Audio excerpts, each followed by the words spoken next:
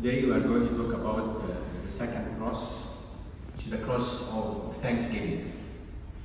It might seem a little bit strange that Thanksgiving is a cross, but we will work through that and see why it can be.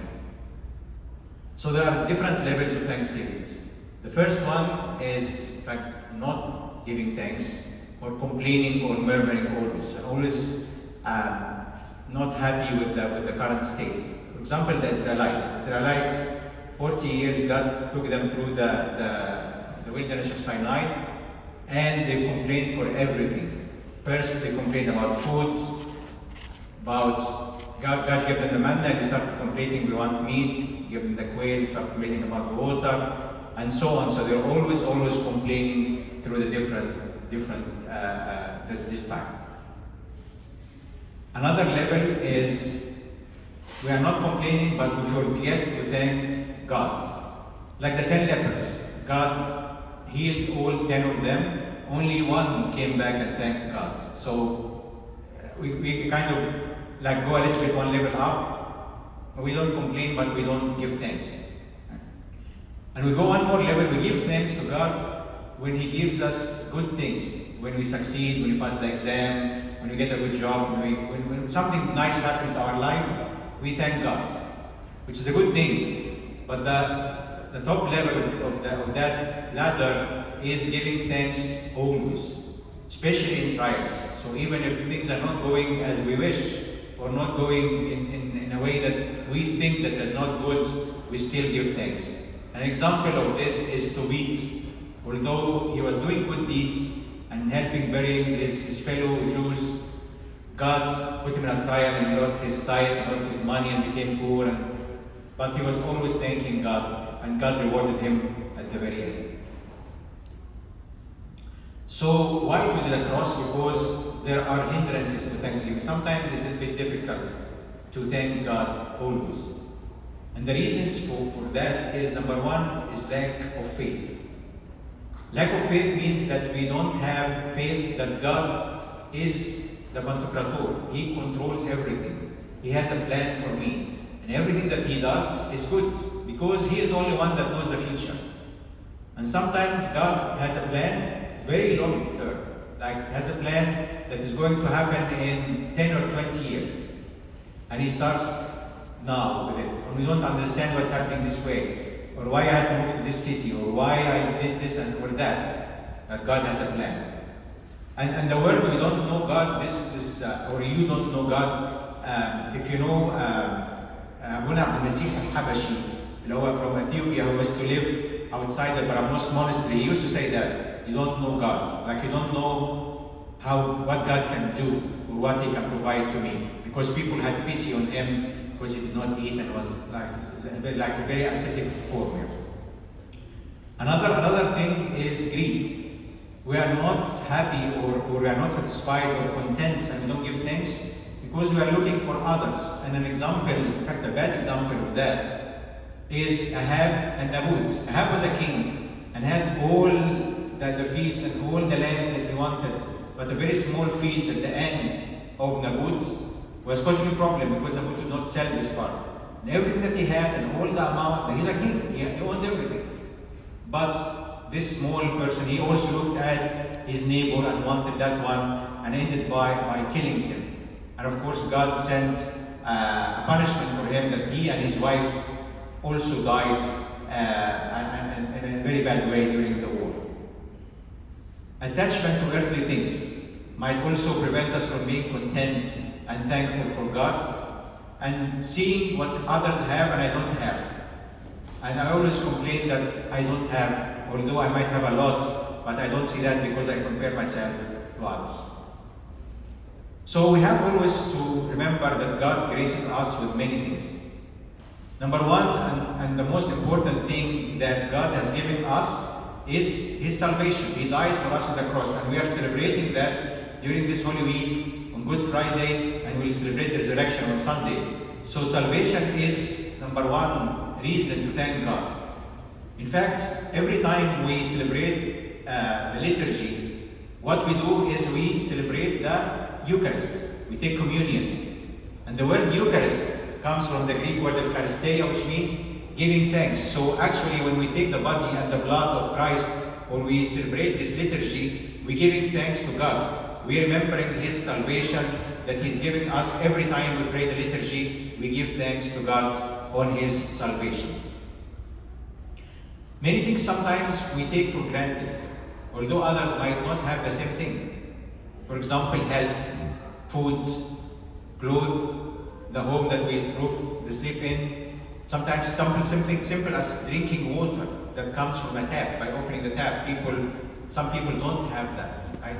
And if you go even these days in some areas of Egypt and other places in the world, they don't have these very basic things that we just take for granted and we don't thank for them. We have a church, we are born as Christians, we are given the gift of being Christians and having a church to serve us, close to us, like all of us here. Also, another thing that we should always be thankful for is a new opportunity every day. Every day that we wake up, God is giving us a new gift, like some talent to us. You know that the parable of the talents, someone had 10 and 5 and 1. Every new day is a new talent. It's a new gift for us that God is asking us to work on it and give it back in rewards and abundance, right? And this is something we should be thankful. You know the parable of the tree that was not good. So the owner came back that was not fruitful, right? So the owner said, let's cut it. Why waste the land? So that the farmer or the gardener said, let us leave it one more year.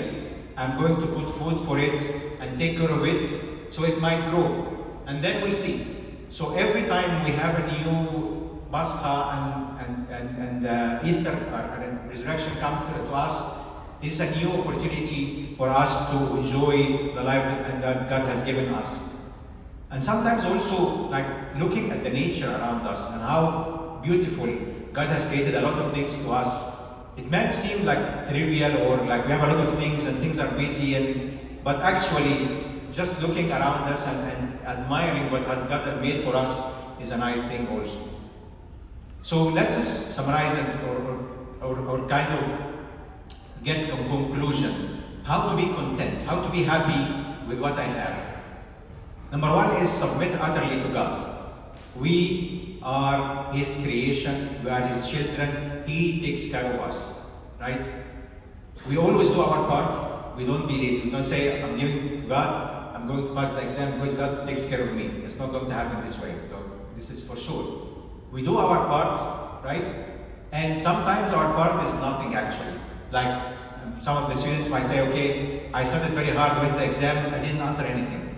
And then you find out that things worked well and how it worked, this is exactly what you're looking for. So we always do our part and God will do the rest, and this rest is actually everything else. And this isn't everything that we do.